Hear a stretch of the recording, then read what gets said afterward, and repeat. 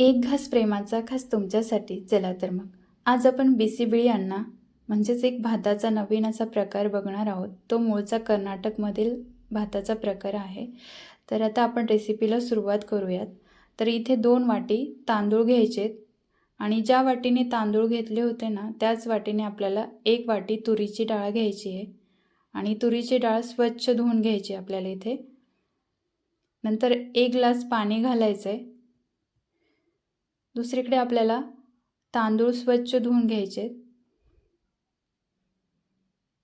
नंतर तांदळामध्ये 1.5 ग्लास पाणी घालायचं आहे आणि अर्धा चमचा आपल्याला इथे मीठ घालून घ्यायचं आहे आणि हे भांडे कुकरला लावून 4 शिट्ट्या काढून घ्यायच्यात.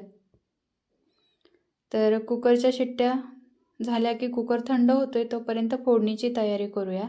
तर इथे जिरे, मोहरी, लाल तिखट, सांबर मसाला, चिंच, गूळ, मीठ, लाल सुक्या मिरच्या, कढीपत्ता, किसलेलं आलं, हळद, हिंग आणि कोथिंबीर घ्यायची आहे. तर आपण आता इथे चिंच गुळाचं पाणी करून घ्यायचं आहे. जर तुमच्याकडे कोळ असेल तर तो वापरला तरी चालेल. नंतर चिंच गुळामध्ये पाणी घालायचं आहे. कुकर थंड झालं की आपल्याला कुकरमधले डबे काढून घ्यायचे. नंतर कढई गॅसवर ठेवायची, गॅस चालू करायचा आहे आणि 2 चमचे आपल्याला इथे तेल घालून घ्यायचं आहे. नंतर तेल चांगलं तापू द्यायचं आहे. नंतर मोहरी घालायची. मोहरी चांगली तडतडली की जिरे, हिंग, किसलेलं आलं आणि लाल सुक्या मिरच्या मोडून घालायच्या आहेत. नंतर हळद घालायची आहे, कढीपत्ता आणि फोडणी छान अशी मिक्स करून घ्यायची आहे.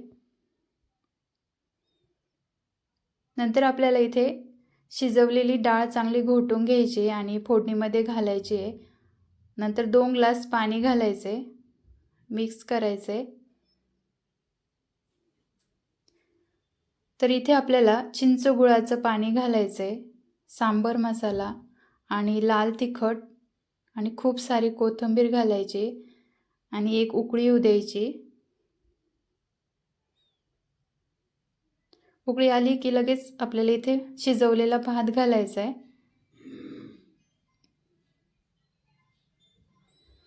आणि चांगलं मिक्स करून घ्यायचं आहे, म्हणजे चांगलं घोटून घ्यायचं आहे.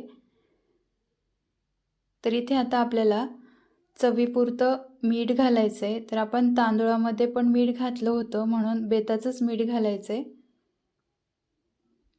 आणि नंतर कोथिंबीर घालून घ्यायची आपल्याला इथे आणि छान असं उकळी येऊ द्यायचं आहे. तर बिसीबिळी अण्णा हा कर्नाटक म्हणजे दक्षिण भारतमधील खूप प्रसिद्ध आणि चविष्ट भाताचा प्रकार. हा प्रकार म्हणजे मसाला भात किंवा खिचडी आहे जो डाळ आणि तांदूळापासून बनवला जातो. तर खूप छान असं टेस्टी, थंडीच्या दिवसात तर खूप मस्त वाटतं असे भात खायला. तर हा भात चिंच आणि गूळ वापरून बनवतात ज्यामुळे त्याला गोड, आंबट आणि तिखट चवीची खास मेजवानी मिळते. तर बिसी म्हणजेच गरम आणि बेळे म्हणजेच डाळ आणि अण्णा म्हणजे भात. तर खूप सुंदर अशी ही रेसिपी, अगदी तोंडाला चव येते आणि ज्यावेळेस आपण भात ताटात वाढून घेतो ना त्यावेळेस 1 चमचा साजूक तूप घालायचे.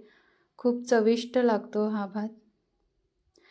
तर अशा पद्धतीने आपली रेसिपी तयार झाली आहे. तर तुम्ही पण ही रेसिपी नक्की ट्राय करा आणि कशी वाटली नक्की सांगा. आवडली असेल तर लाईक शेअर करायला विसरू नका. थँक्यू.